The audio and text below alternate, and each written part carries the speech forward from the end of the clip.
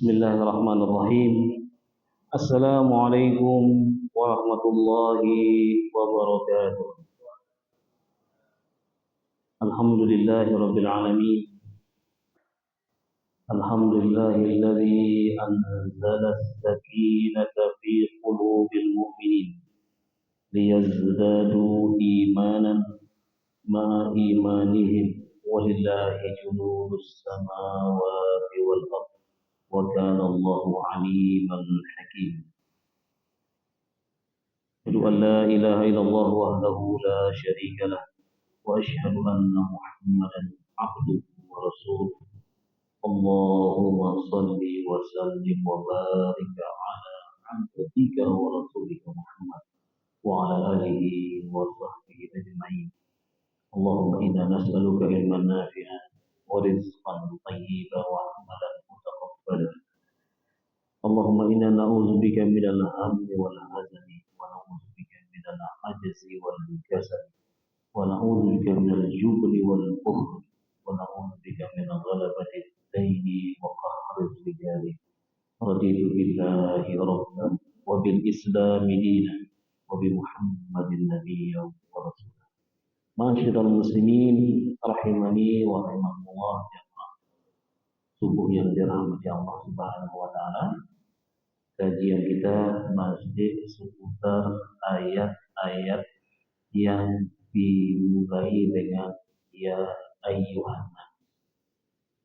Bisa dibuka ya di internet, di Google, cari ayat-ayat di dalam Al-Quran yang dimulai dengan ya ayyuhan nas. Atau ini adalah khitab. Khitab itu adalah sama dengan risalah atau ayat-ayat Al-Quran yang ditujukan kepada seluruh umat manusia. Ini disebut dengan al-mukhatab. Jadi ada khatib yang berbicara ya, kemudian ada khitab yang dibicarakan, ada mukhatab yang diajak bicara. Nah, ini yang masih kita bahas, yaitu yang dihitung oleh Allah, yang diajak bicara oleh Allah itu adalah An-Nas. Jadi seluruh umat manusia. Ini menunjukkan bahwa Al-Quran itu adalah hudan linnas. Hudan linnas, petunjuk bagi seluruh umat manusia. Tapi hudan linnas ini hanya bisa diambil oleh hudan lil muttaqin. Hanya orang-orang yang bertakwa yang bisa mengambil pelajaran. Di akhir surah Az-Zariyat Allah mengatakan, "Fadzakir fa inna dzikra tanfa'ul mu'minin." Maka berilah peringatan, sesungguhnya yang mengambil peringatan itu adalah orang-orang yang beriman. Kembali lagi bahwasanya Al-Quran itu adalah hudan linnas. Siapapun yang hidup setelah Nabi Muhammad SAW diutus, maka panduannya hanya Al-Quran dan As-Sunnah. Jadi selain daripada itu batil. Selain daripada itu adalah batil. Karena kita ma'muruna, kita diperintahkan untuk apa? Al-khudu, tunduk pada Allah Subhanahu wa ta'ala. Yang sudah kita bahas ada di surah Al-Baqarah ya. Ya ayuhan nasu udu rabbakum, sudah dibahas. Kemudian juga ada dalam surah Al-Baqarah, ya ayuhan nasu kulu mimma fil ardi halalan thayyibah. Yang pertama tadi adalah anjuran untuk beribadah kepada Allah, perintah beribadah kepada Allah. Kemudian yang kedua, perintah untuk memakan makanan yang halal. Jadi ini sudah kita bahas, termasuk juga di dalam surah An-Nisa yang menjelaskan tentang penciptaan manusia dari satu jiwa yaitu dari Nabi Adam, kemudian diciptakannya darinya Siti Hawa ya, pasangannya, dan dikembangbiakkan sampai saat sekarang ini. Sudah kita bahas. Kemudian yang berikutnya yang terdapat di dalam surah An-Nisa juga ya, ayat 170 ya. Ya ayuhan nas qad ja'akumur rasul bil haqqi mir rabbikum fa aminu khairan lakum wa in takfuru fa inna lillahi ma fis samawati wal ard wa kana Allahu aliman hakim. Langsung bisa dicari ayatnya ya. Di dalam surah An-Nisa ayat 170. Ya ayuhan nas, wahai segenap manusia, qad ja'akumur rasul, telah datang kepada kalian rasul, utusan Allah Subhanahu wa taala. Kadang kita mendengarkan kata rasul, kadang kita mendengarkan kata nabi. Kalau rasul itu dari risalah, kalau nabi itu dari nabaun, naba yang memiliki makna yang sama, ya, yaitu berita yang datang dari Allah Subhanahu wa taala. Ada yang dibawa oleh rasul dan nabi, yaitu yang diperintahkan untuk menyampaikan kepada umat atau kepada satu kaum. Ada juga yang hanya nabi, itu hanya untuk dirinya dan juga hanya beberapa orang saja. Di sini Allah Subhanahu wa taala mengabarkan bahwa yang datang itu adalah rasul utusan Allah Subhanahu wa taala, dan rasul semuanya adalah laki-laki. Nabi juga laki-laki. Tapi kita jumpai di dalam Al-Quran kata wahyu itu diwahyukan juga kepada selain laki-laki. Contoh misalnya, wa auhayna ila ummi Musa. Wa auhayna ila ummi Musa. Dan aku wahyukan kepada ibunya Musa. Pada saat terjadi ketegangan di Mesir, kepanikan dari Fir'aun yang memerintahkan kepada wanita yang akan melahirkan dari kalangan Bani Israel, kalau anaknya lahir laki-laki harus dibunuh. Nah, pada saat itulah Allah Subhanahu wa taala ya punya cara sendiri untuk menyelamatkan Nabi Musa alaihissalam. Maka Allah mengatakan wa auhayna. Jadi wahyu di situ maknanya alhamna. Jadi maknanya ilham.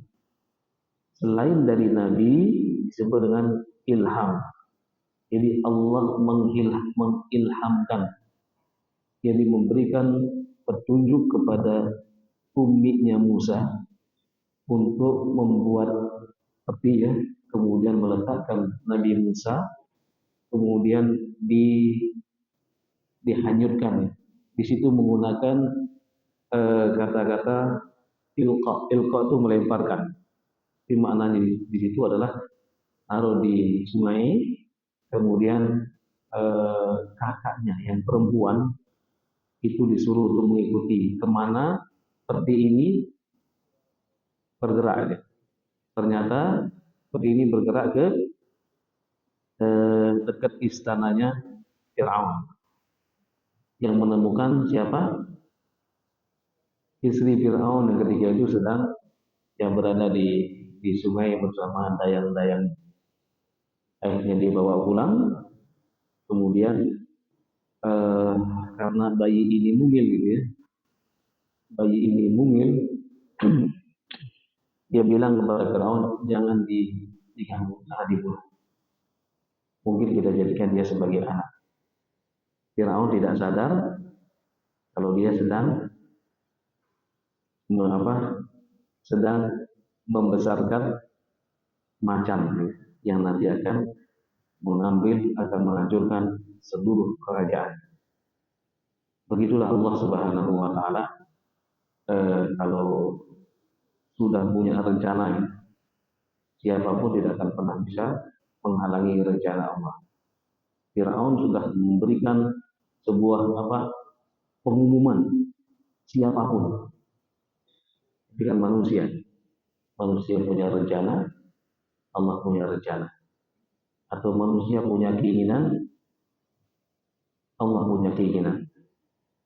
Ana urid, saya punya keinginan. Anta turid, engkau juga punya keinginan. Wallahu fa'alun lima yurid. Allah juga punya keinginan yang lain. Silakan bikin apapun manusia untuk membuat tipu daya. Tapi Allah Subhanahu wa Ta'ala Maha Segala. Akhirnya Nabi Musa pun besar dan tumbuh di lingkungan istana yang tentunya gizinya berbeda dengan orang yang hidup di luar istana. Sehingga dia tumbuh dan berkembang menjadi orang yang sebagai simbol Nabi yang memiliki badan yang kuat, ya, Nabi Musa alaihissalam. Kalau simbol Nabi yang memiliki paras yang tampan adalah Nabi Yusuf, ya. Kalau wanita yang memiliki paras yang cantik, Siti Sarah. Jadi wanita yang kalau Nabi yang tidak bisa digambarkan kegantengannya, Nabi Muhammad. Anta Samsun, anta Badrun. Engkau bagaikan matahari, engkau bagaikan bulan. Tidak bisa digambarkan kesempurnaan Nabi Muhammad Shallallahu Alaihi Wasallam. Nah, kembali lagi bahwasanya wahyu. Maryam juga diberikan wahyu, ilham oleh Allah Subhanahu Wa Taala. Tetapi dia bukan nabi, bukan rasul. Rasul itu adalah khusus laki-laki. Nah, di sini Allah Subhanahu Wa Taala mengatakan di dalam surah An-Nisa, ya, ayat 170, qad ja'akumur rasulu bil haqq. Rasul itu datang dengan al-haq. Hak di sini tafsirannya banyak. Al-haq wa huwal Qur'an. Iya, dia datang dengan Al-Qur'an itu. Al-haq wa tariqul mustaqim. Al-haq itu adalah jalan yang lurus. Al-haq wal iman wal Islam. Al-haq itu adalah al-iman dan Islam. Bir rabbikum, dari Rabb kalian. Al-haqqu min rabbikum fala takunanna minal mumtarin. Jadi yang dibawa oleh Rasul ini adalah kebenaran. Oleh karena itu jangan ragu-ragu. Jangan ragu-ragu dengan Al-Quran. Hari ini ada juga orang yang membaca Al-Quran, tetapi setelah membaca Al-Quran meninggalkan hidayah ini. Jadi ada orang yang ketika membaca ayat ke-6 surah As-Saff, a'udzubillahi minasyaitonir rajim, wa idz qala Isa ibnu Maryam li bani Israil inni rasulullah ilaikum musaddiqan lima baina yadayya minat tawrati wa mubasysyiran bi rasulin ya'ti min ba'di ismihi Ahmad. Falamma ja'ahum bil bayyinati qalu hadza sihrun mubin. Dan ingatlah ketika Nabi Isa alaihissalam mengatakan kepada Bani Israel, aku ini adalah utusan Allah kepada kalian. Aku ini membenarkan kitab Taurat dan memberi kabar gembira kepada kalian, nanti akan datang seorang rasul yang namanya Ahmad. Nah, ketika ada orang membaca ayat ini, kemudian langsung berpaling kepada agama lain. Itu ada. Dia paham bahasa Arab dan dia juga adalah alumni pesantren dia. Berarti yang benar itu adalah Nabi, berarti yang benar adalah Isa. Dan jadi berpaling ke agama lain. Itu ada yang seperti itu. Ada juga yang mencari ayat-ayat yang mutasyabihat. Itu tafsir dari huruf-huruf muqatta'ah, huruf-huruf yang di awal ayat, di awal surah, seperti alif lam mim, alif lam ra, alif lam mim ra, shad, kaf ha ya ain shad. Kemudian menemukan tafsir-tafsir yang tidak pernah diajarkan oleh Nabi, tafsir-tafsir karangan, bahkan kadang dia tidak menemukan tafsirannya, maka dia mengatakan Al-Quran ini tidak jelas. Akhirnya mereka meninggalkan Al-Quran. Nauzubillah min dzalik. Ada yang seperti itu. Bahkan ada juga yang membaca ayat wa ma arsalna mir rasulin illa bilisani qaumihi di dalam surah awal surah Ibrahim ya. Dan tidaklah kami mengutus seorang rasul kecuali dengan bahasa kaumnya. Ketika membaca ayat ini kemudian ditafsirkan sendiri, yaitu mengganti bacaan-bacaan sholat itu dengan bahasa Indonesia. Pernah dengar? Pernah. Bahkan orang ini cerita ketika dia ke Mekah haji, dia sholat haji bersama jamaahnya dengan menggunakan bahasa Indonesia. Nah ini menafsirkan Al-Quran sendiri. Jadi muncul orang-orang seperti itu. Bahkan ada juga yang mengaku sebagai ini, mengaku sebagai itu, macam-macam di zaman sekarang ini. Nah itulah pentingnya kita mengkaji ilmu syar'i dengan tuntunan seorang guru. Jadi tidak boleh membaca sendiri kemudian menafsirkan sendiri.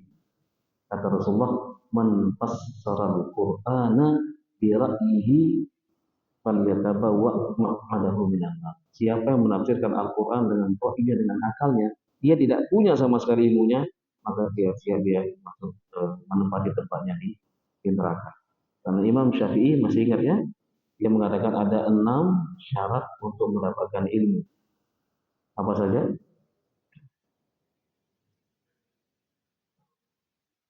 Apa saja? Ala la tanalul ilma illa bi sittatin sa'umbika an majmu'iha di bayanin. Ada berapa? Ada 6. Apa saja? Kok lupa semua? Zakain, cerdas. Allah berikan kepada seluruh umat manusia kecerdasan. Kecerdasan ini ada yang cerdas sekali. Baru dengar sekali langsung hafal. Yang kedua, atau baru dijelaskan sekali langsung paham. Yang kedua adalah hirsin. Zakain wa hirsin. Hirsin ini adalah selalu ingin tahu. Jadi bertanya terus, nanya. Yang ketiga adalah bulgoh. Ada biaya, ada dana untuk ya beli kitab, beli buku, beli pakaian, beli makanan untuk tempat tinggal ya. Yang keempat istibarin, sabar. Jadi orang menuntut ilmu itu harus sabar, tidak cespleng. Makanya kita kalau membaca para ulama-ulama dulu menuntut ilmu itu luar biasa. Jadi melakukan perjalanan dari satu tempat ke tempat yang lain. Bahkan ada yang sampai mungkin dehidrasi, ya, kekurangan cairan ketika kencing itu sampai kencing darah karena kekurangan cairan. Bahkan ada yang sampai pingsan. Bahkan ada yang berjalan kaki dari Madinah ke Mekah, dari Mekah ke Yaman, dari Yaman ke Baghdad, itu harus berjalan kaki.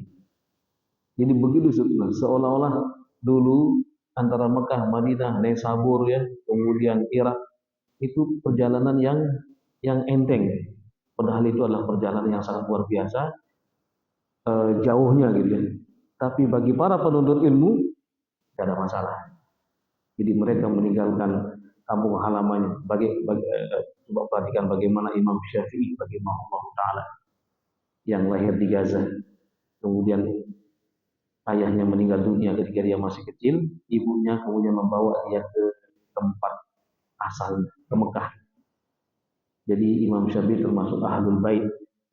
Kemudian besar di Mekah, nuntut ilmu di Mekah, pindah ke Madinah, menuntut ilmu dengan menuntut ilmu kepada Imam Malik sampai Imam Malik meninggal dunia. Setelah itu Imam Syafi'i ke Yaman, dari Yaman kemudian ke Baghdad, ya. Kemudian dari Baghdad ke Mekah, dari Mekah ke Yaman, kemudian dari Yaman ke Mesir, ya. Nah, begitu seterusnya. Akhirnya beliau meninggal dunia di Mesir. Di para ulama-ulama sabar dalam menuntut ilmu. Nah, yang kelima adalah irsyadu ustadzin. Ini irsyadu ustadzin. Ada pembimbing, ada yang mengarahkan. Jadi ada guru. Jadi ada gurunya. Apalagi kalau orang mempelajari Al-Quran. Nah, itu harus betul-betul talaqi, syafahiyan. Demikian juga hadis juga harus diterima dengan musafahah dan bertemu dengan orangnya. Nah, yang keenam adalah watulu zamanin. Waktunya panjang menuntut ilmu. Jadi tidak cespleng dia. Jadi wa isyadu usadin watulu zamanin. Nah, baik. Kembali kepada ayat yang kita bahas tadi, bahwasanya di sini ada al-haq, kebenaran dari Rabb. Jadi semua yang ada dalam Al-Quran benar, ya. Jangan sampai orang ragu-ragu dengan isi daripada Al-Quran. Semuanya benar. Ada orang yang membaca, oh ini kok ayat ini sama dengan ini. Kan banyak ayat yang sama, ya. Dalam satu surah Allah mengulang-ulang beberapa kali ayat bagi ayyala rabbikuma tukadziban. Coba nanti jangan baca pelan-pelan. Ketika Allah mengatakan wal habbul asfi war raihan bagi ayyala rabbikuma tukadziban. Kemudian berikutnya adalah khalaqal insana min salsalin kal fakhar wa khalaqal janna min marijin min nar. Bagi ayyala rabbikuma tukadziban. Jadi tema yang ini beda dengan ini. Makanya Allah bertanya, wahai jin dan manusia, Tuhan, nikmat Tuhan yang manakah yang kamu dustakan? Kata Abdullah bin Mas'ud, ketika turun ayat ini di Mekah, ketika turun surah Ar-Rahman di Mekah ini, Rasulullah SAW membacakan kepada manusia dan jin. Jangan pernah mendengarkan masjid jin ya, di mana? Di mana, Pak? Masjid Al-Jin di Mekah, ya. Ya, jadi di situ ada Masjid Al-Jin. Wallahu taala alam. Jadi kata Abdullah bin Mas'ud, ketika Nabi sallallahu alaihi wasallam dulu berdakwah, itu didatangi oleh jin.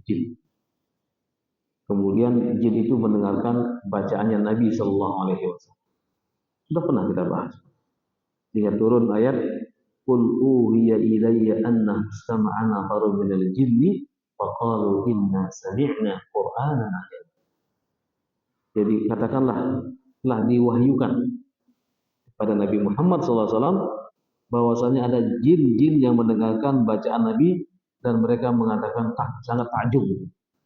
Nah, Abdullah bin Mas'ud mengatakan ketika surah Ar-Rahman ini dibacakan dari awal sampai akhir, ketika sampai kepada ayat fabi ayyi ala'i rabbikuma tukadziban, jin itu mengatakan ya Rabb,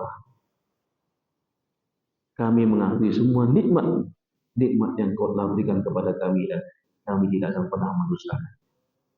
Begitu mendengarkan ayat-ayat ini, langsung jin-jin itu menyampaikan kepada jin yang lain. Jadi cepat sekali berimannya. Nanti bisa dibaca di akhir surah Qaf. Bagaimana jin itu mengajak jin-jin yang lain itu untuk beriman tanpa berpikir panjang seperti manusia. Jadi langsung jin-jin itu menyampaikan kepada yang lain. Nah, kalau kita baca surah Ar-Rahman, setelah itu sudah lain lagi temanya. Rabbul masyriqaini wa rabbul maghribain fa bi ayyi ala'i rabbikuma tukadziban. Ini sudah beda dengan yang sebelumnya. Jadi begitu ada tema, Allah nanya, nikmat Tuhanmu yang mana yang kamu dustakan. Kemudian marajal bahraini yaltaqiyan bainahuma barzakhun la yabghiyan fa bi ayyi ala'i rabbikuma tukadziban. Coba nanti direnungkan ini, Masya Allah. Sangat luar biasa, sangat luar biasa. Kata Ibnu Qayyim, ini masalah lain. Ibnu Qayyim bilang, siapa yang ingin menikah, bacalah surah Ar-Rahman dan surah Al-Waqiah. Kenapa? Halo Bapak, sudah menikah, tidak semangat lagi ya? Dikatakan siapa yang ingin menikah, baca surah Ar-Rahman dan surah Al-Waqiah. Kenapa? Ibu-ibu kenapa? Nanti dibaca, ini penting sekali gitu ya, sangat penting sekali. Jadi di situ digambarkan bagaimana sih wanita yang ideal. Nah, digambarkan di dalam surah Ar-Rahman dan surah Al-Waqiah. Sangat luar biasa. Baik, kita tidak sedang membahas itu, tapi kita bahas tadi adalah ayat yang berulang-ulang tadi itu memiliki makna yang sangat luar biasa sekali. Nah, di sini Allah Subhanahu wa taala mengatakan bahwasanya ketika ada kebenaran itu adalah datang dari Allah Subhanahu wa taala. Jelas ini, Rabbikum fa'aminu. Nah, maka fa'aminu khairan lakum. Jadi siapapun yang namanya manusia di dunia ini, maka berimanlah kepada Al-Quran. Jadi jangan mengatakan bahwa Al-Quran kan kitab sucinya orang Islam.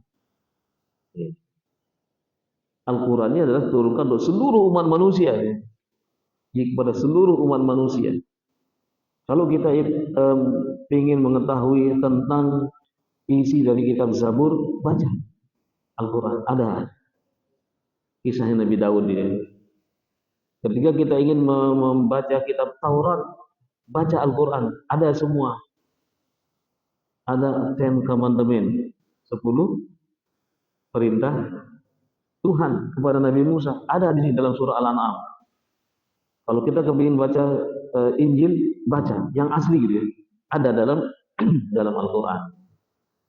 Jadi Injil yang asli ada dalam Al-Quran. Jadi bisa dibaca mulai ayat 100 sekian di akhir surah Al-Maidah.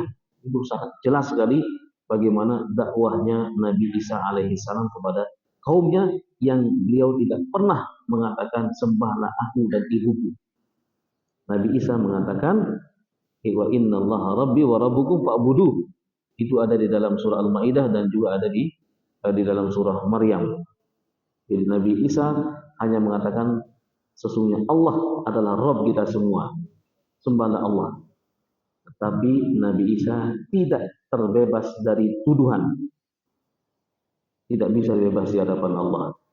Nabi Isa alaihissalam ditanya detail oleh Allah Subhanahu wa taala.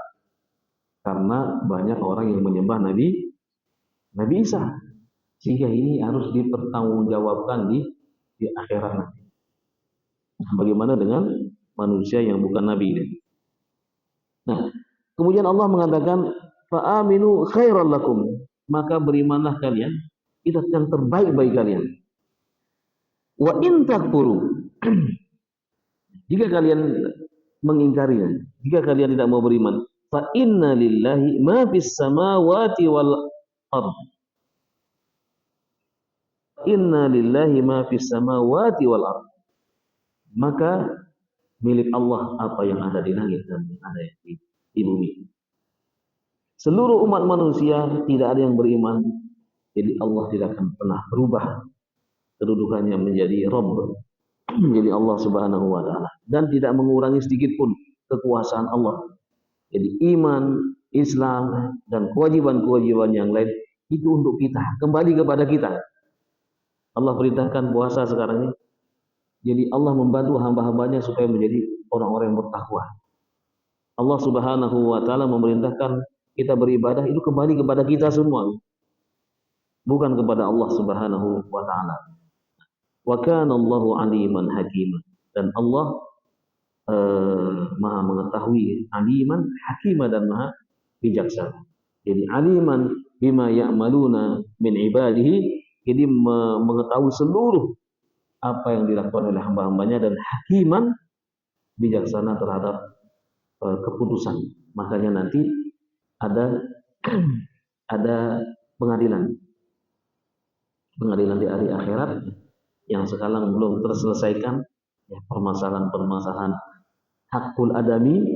Nanti setelah melewati sirat jembatan, insya Allah orang yang memiliki amalan eh, lebih berat kebaikannya daripada kejelekannya, maka dia akan selamat dari sirat jembatan ini, karena di bawahnya itu ada neraka.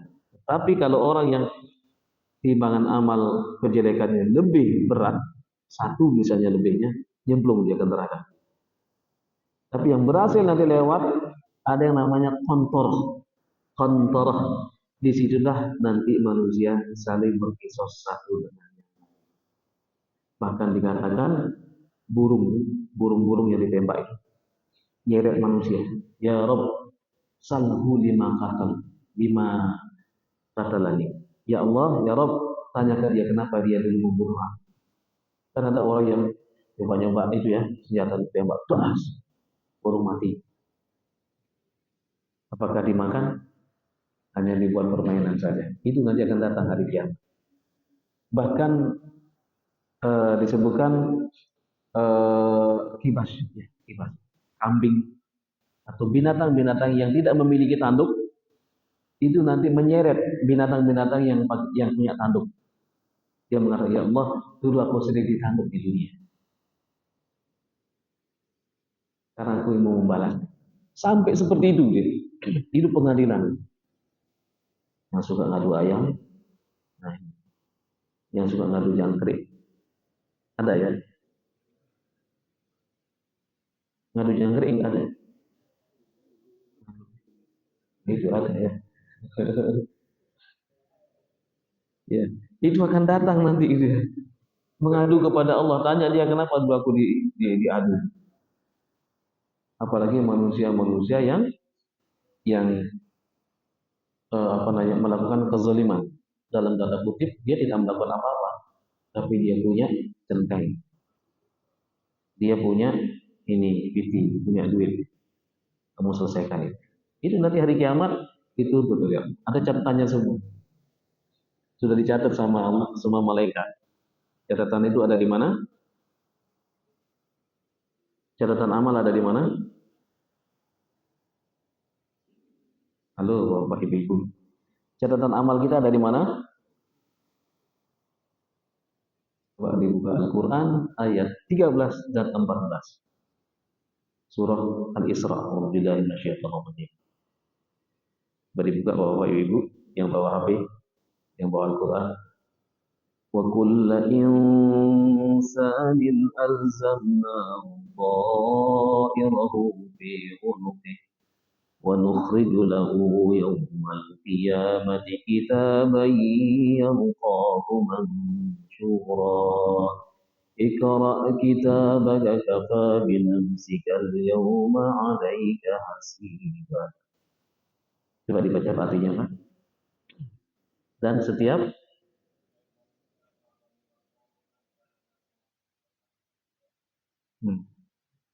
terus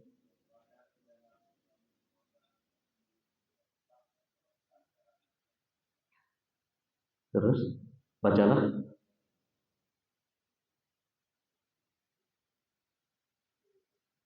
Terus Pak, hilang.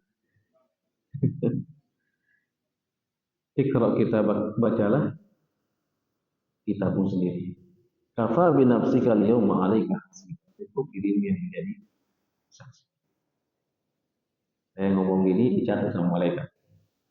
Malaikat tugasnya mencatat, tidak menilai, mencatat. Semua ada catatan amal itu di leher kita. Kalau sekiranya tahu kita langsung ambil. dirobek langsung ya, atau dihapus langsung.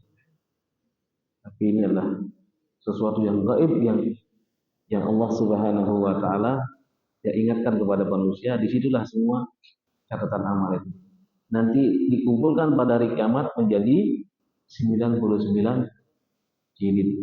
Satu jilid itu sepanjang mata memandang. Sejak kita balik ada catatan amalan. Apapun dicatat sama malaikat. Supaya nanti manusia tidak bisa mengelak. Makanya ketika manusia nanti dipanggil, kata Rasulullah ada salah satu yang dipanggil lagi oleh Allah Subhanahu wa taala untuk menunjukkan tentang betapa adilnya Allah. Dipanggil orang itu kemudian diberikan kitabnya yang 99 sijil, disuruh membaca. Setelah dibaca, Allah bertanya, "Kaifa wajadta kitaba amalika?" Bagaimana kamu dapati catatan amal? Orang itu mengatakan, "Ma wajadtu khairan." Ya Rabb, tidak ada satupun amalku ini yang baik. Tidak semua. Kemudian Allah mengatakan, mungkin penulis saya ini salah. Hal zalam, atau mungkin penulis malaikat itu menzolimi kamu. Tidak ya Allah. Kamu mengakui semua yang ada di catatan itu semuanya tidak baik. Ya. Barangkali punya alasan kamu untuk membantah. Allah nanya gitu. Hal indaka hujjah. Apakah kamu punya hujjah, punya alasan untuk membantahnya? Orangnya mengatakan tidak ya. Kemudian Allah mengeluarkan apa? Bitokoh, kad. Ya, masih ingat ya? Mengeluarkan kartu, diberikan orang itu, kamu bawa ini, kamu timbang. Orang itu mengatakan, ma hadhihi bitokoh wa ma hadhihi sijil. Apa manfaatnya? Ini hanya sekedar satu lembar lagi, satu kartu dibandingkan dengan 99 jilid. Sudah kamu bawa aja, kamu timbang. Kemudian ditimbanglah kata Rasulullah SAW, ditimbang dan ternyata ini lebih berat. Bitokoh kartu itu seperti apa? Yang jelas disebutkan bitokoh. Bitokoh dalam bahasa Arab ya kartu. Ditimbang itu lebih berat timbangannya. Kemudian mahari bitokoh ya. Apa isinya? Ternyata isinya adalah asyhadu an la ilaha illallah wa asyhadu anna muhammadar rasulullah. Sering-sering mengucapkan ini ya. Barangkali ketika kita mengucapkan didengar sama Allah, dicatat sama Allah langsung. Jadi Allah punya rahasia sendiri. Malaikat disuruh mencatat tapi Allah punya rahasia. Makanya Allah mengatakan di dalam surah Hijr, "Nabbi ibadi anni anal ghafurur rahim." Beritahu kepada hambaku, aku ini adalah Ghafurur Rahim, Maha Pengampun bagi hambanya. Wa anna azabi wal azabul alim.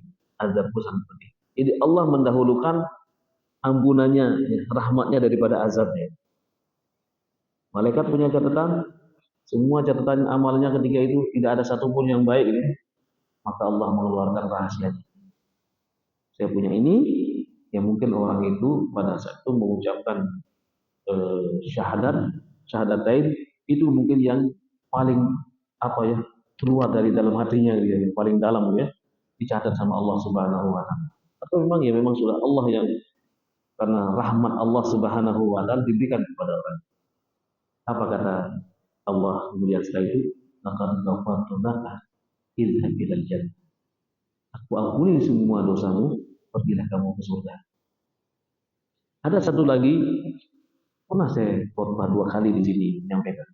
Yang kedua di dalam Sahih Muslim ya, ada seseorang yang bertanya kepada anaknya, "Ma ra'yuka an abik? Ya abnai, kaifa bikum bi abikum?" Bagaimana kalian melihat ayah kalian? Kemudian mereka mengatakan, anaknya mengatakan, qalu anta abul khair. Engkau adalah ayah kami yang terbaik. Engkau adalah ayah kami yang ideal, bagus. Kemudian mengatakan, "I'lamu, ketahuilah bahwasanya itu kalian melihat aku di hadapan Allah. Tetapi aku di hadapan Allah tidak punya apa-apa. Aku tahu nanti aku akan bertemu dengan Allah. ketika aku mati, tolong bakar mayat. Kemudian setelah itu kumpulkan tulang-tulang dan tumbuk sampai halus. Kemudian bawa ke tepian pantai. Ketika angin bertiup dengan kencang, kalian sebarkan semuanya. Pernah saya sampaikan khutbah di sini. Kemudian itu 5, kenapa? Karena aku tidak punya amalan apapun untuk bertemu dengan Allah. Sekiranya Allah nanti mengembalikan aku akan diazab dengan azab yang sangat pedih, yang belum pernah diazabkan kepada aku, kepada siapapun. Nah, anak-anaknya ini menjalankan wasiat bapaknya ini, ditumbuk udah. Begitu mau disebarkan, Allah berfirman, wahai bumi, wahai kembalikan semua. Akhirnya di dalam hadis itu dikatakan, fa'idan birajulin yaqumu amamallah subhanahu wa ta'ala, bahwa ketika itu dia dikembalikan lagi ya keadaannya, jadi dihidupkan lagi gitu ya. Kemudian ditanya sama Allah, ma hamalaka antaf'al, apa yang menyebabkan kamu berbuat seperti itu? Begitu nekatnya kamu berbuat seperti itu. Jawabannya sama. Inni khasyitu an alqaka. Saya ini takut bertemu denganmu ya Allah. Saya nggak punya amal apa-apa. Masya Allah. Karena takutnya dia kepada Allah Subhanahu Wa Taala, maka Allah bilang apa? Laqad ghafartu laka. Aku telah mengampuni semua dosa. Nah, oleh karena itu kita tidak boleh memvonis siapapun. Apalagi orang Islam, kita vonisnya neraka, sesat. Nauzubillah min dzalik. Kan ada dai-dai seperti itu ya. Orang sudah sholat disesatkan. Gak boleh, bagaimanapun keadaannya, doakan saja. Mudah-mudahan dia dapat hidayah di kemudian hari. Mungkin kita punya temannya, teman-teman yang di luar sana dia curhat kepada kita, kehidupannya sudah terpuruk dia belum mendapat hidayah, doakan saja. Mudah-mudahan di kemudian hari dia dapat hidayah. Siapa yang menyangka Umar bin Khattab yang mau membunuh Nabi dapat hidayah? Siapa yang menyangka Khalid bin Walid yang memimpin pasukan perang di Uhud membunuh sekian banyak orang, 70 orang ya, masuk Islam. Siapa yang menyangka Abu Sufyan yang 21 tahun, bayangkan ya, memusuhi Nabi dari awal sampai akhir, sudah Fathu Mekah baru masuk Islam. Siapa yang menyangka Hasan bin Sabit yang selalu menghina Nabi dulu dengan syair-syairnya, umur 61 tahun baru masuk Islam. Kemudian dipanjangkan umurnya oleh Allah 61 tahun lagi. Berarti umurnya berapa tahun? Nah, baru dia meninggal dunia. Allah punya cara. Jangan sampai kita pasti dan neraka, tidak boleh. Ini jangan memastikan seseorang. Makanya ini tadi hadis-hadis tadi ini memberikan sebuah inspirasi kepada kita semua bahwa bagaimanapun dosa orang itu selama dia masih hidup, kalau dia mau tobat akan diampuni sama Allah Subhanahu Wa Taala. Baik, mungkin satu ayat ini dulu ya yang kita sampaikan pada pagi hari ini tentang bagaimana Allah Subhanahu Wa Taala pertama tadi menganjurkan kepada seluruh umat manusia, memberitahukan bahwa ada Rasul utusan Allah yang datang kepadanya dan membawa kebenaran, kemudian perintahnya adalah beriman kepadanya. Yang kedua, ketika mereka tidak mau beriman, maka Allah Subhanahu Wa Taala tidak akan pernah berubah ya, artinya ketentuannya, ketetapannya, kemudian juga tidak akan pernah berubah kedudukannya ya. Allah memiliki apa yang ada di langit dan di bumi. Kemudian Allah Subhanahu Wa Taala mengatakan yang terakhir adalah Allah Maha mengetahui terhadap semua amal-amal hambanya dan akan senantiasa bijak di dalam menilai seluruh amal hamba-hambanya. Mungkin ini dulu. Barangkali ada yang mau bertanya, silakan. Yang mau nanya, ya. Ya.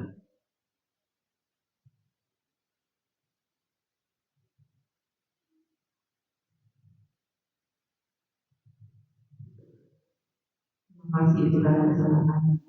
Saya bertanya, bolehkah orang tidak bertanggung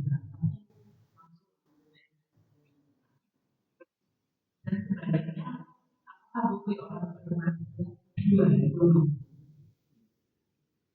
Jadi diambil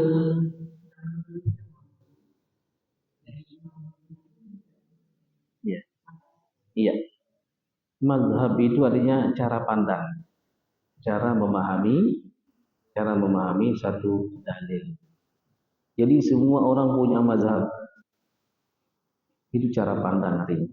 Jadi cara memahami. Contoh misalnya ketika ada ayat di dalam surah An-Nisa, surah Al-Maidah ayat 6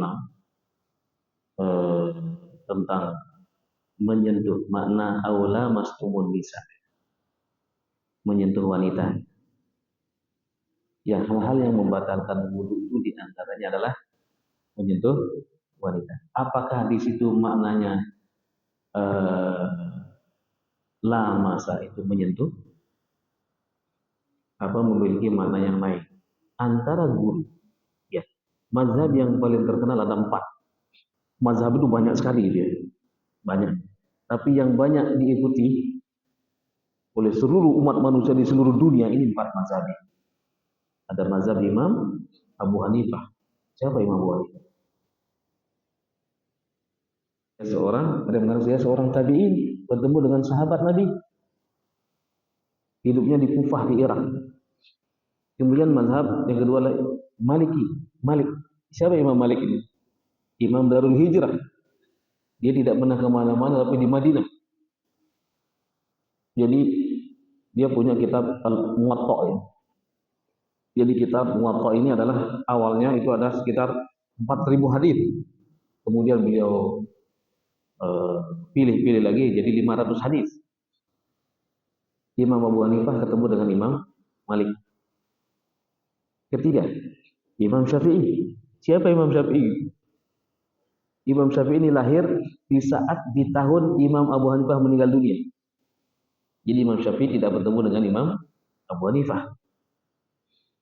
Tapi dia bertemu dengan Imam Malik dan berguru kepada Imam Malik sampai Imam Malik meninggal dunia. Yang ketiga, Imam Ahmad bin Hanbal, mazhab Hambali.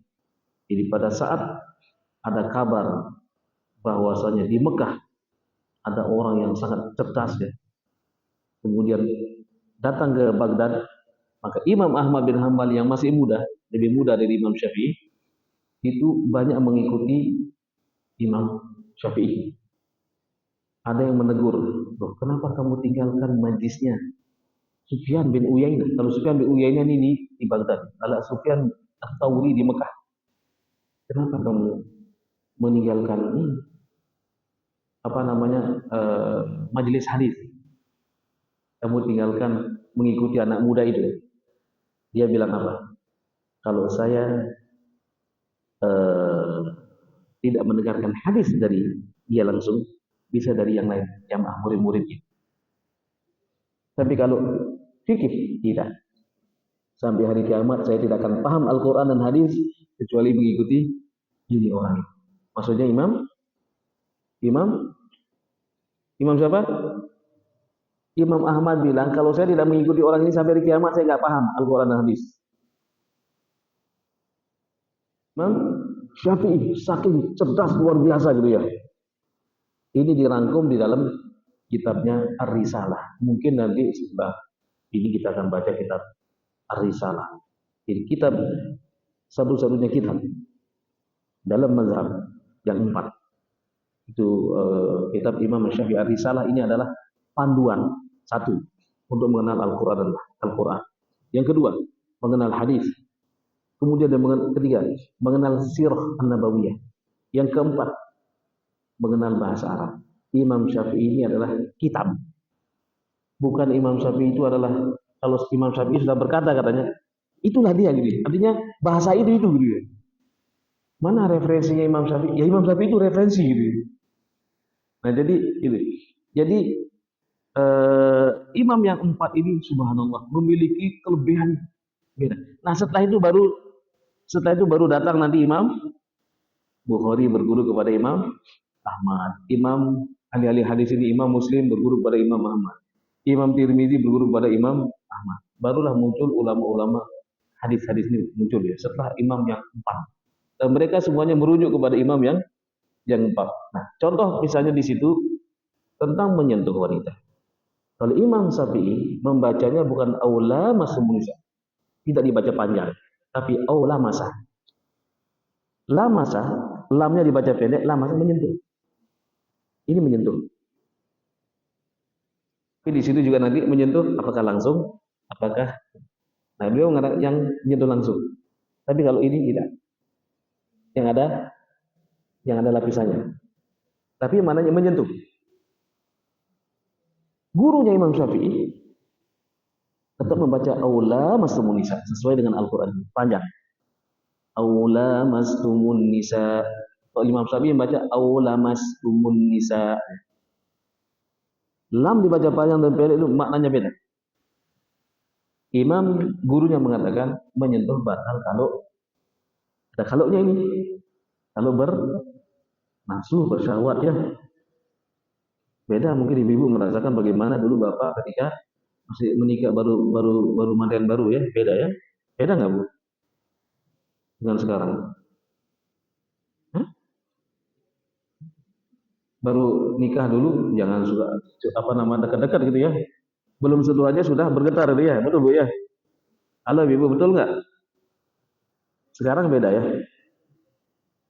Ya agak lambat gitu ya. Nah ini kira-kira begitu.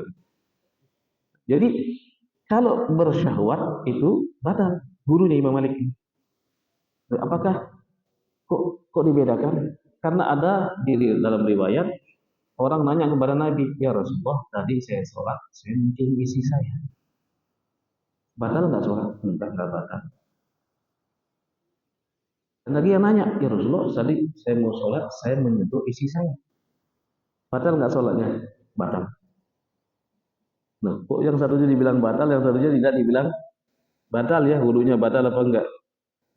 Yang pertama datang ini pakai bawa aki-aki bawa tongkat. Tadi saya nyium isi saya batal, oh enggak batal. Yang kedua masih grace itu ya. Nah ini hati-hati gitu. Itu Imam Malik. Muridnya, kita tanya muridnya sekarang. Imam Ahmad bin Hambal. Jadi kata la masa, la lam dibaca panjang ini fa'ala. Kalau Imam Syafi'i fa'ala. Fa'ala itu menyentuh. Kalau la fa'ala, dua orang saling menyentuh. Ini maksudnya apa? Kata Imam Ahmad bin Hambal, ini maksudnya hubungan suami istri. Itu yang membatalkan wudu. Tuh. Kok beda dengan gurumu Imam Syafi'i? Ya. Karena Nabi sallallahu alaihi wasallam kalau sholat itu sering mencium istri-istri. Apakah batal? Tidak. Nabi ketika sholat nyentuh kakinya Aisyah kalau sholat digeser. Apakah Nabi membatalkan sholatnya? Tidak. Nabi ketika etikaf disisiri kepalanya sama Aisyah, tidak membatalkan sholat. Itu mazhab Hambali. Nah, ini mazhab ini penting Bu. Jadi kita harus kembali kepada Al-Quran. Bagaimana caranya? Kita semuanya punya guru kita itu mazhab. Oh saya nggak bermazhab, gurumu mazhab gitu. Jadi cara pandang guru mana yang lebih baik mengikuti orang sekarang zaman dulu. Orang kan sekarang wah kita harus kembali kepada Al-Quran dan Sunnah. Tapi gimana caranya? Yang terbaik itu adalah yaitu para mazhab yang empat itu sudah masya Allah. Kita bolehkah saya misalnya milih? Boleh, tetapi yang dilarang fanatik.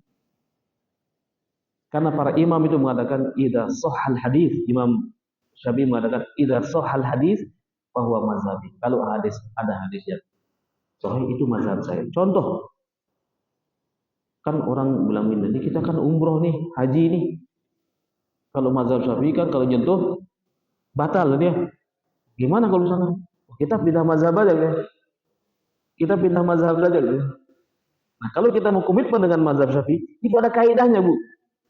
Kaidahnya ketika kita berada di tempat yang seperti keramaian yang tidak mungkin bisa dihindari di sana ya kalau tawaf ya. Tawaf. Jadi di situ ada sebuah kaidah. Idza dhaqal amru ittasa. Ketika perkara itu sempit dia bisa meluas. Karena tawaf tempatnya di situ. Nggak boleh tempat tawaf yang lain. Sekarang, kemarin tanggal berapa dulu? 3 hari yang lalu ya. Itu ditutup kan? Ya, 3 hari lalu, 4 hari yang lalu. Ini tempat tawaf ditutup di luar, nggak boleh masuk. Kenapa? Karena rame. Ini lebih rame dari haji. Kalau apalagi nanti ini menjelang akhir ini, itu lebih rame daripada haji. Jadi orang tawaf di bulan puasa ini adalah lebih rame daripada haji. Gitu. Tawaf bisa sampai 2 jam. Nah, kemarin di stopnya. Saat itu ya, ketika perkara ini sempit, jadi meluas. Kemudian ada kaidah lagi. Kaidahnya di bawahnya itu ada ad-daruratu tubihul mahdurat. Jadi darurat itu bisa dilakukan ya, sekalipun itu adalah apa namanya? Tidak boleh. Apakah ada dalilnya? Wa Imam Syafi'i ada. Dalilnya dalam surah Al-Baqarah, innama harrama alaikumul maitata waddama wa lahmal khinzir faman itturra ghaira bagin wala adin fala isma alaihi. Bahwasanya Allah mengharamkan bagi kamu maitah bangkai, dam darah dan babi. Siapa yang dalam keadaan terpaksa, maka diperbolehkan untuk memakan.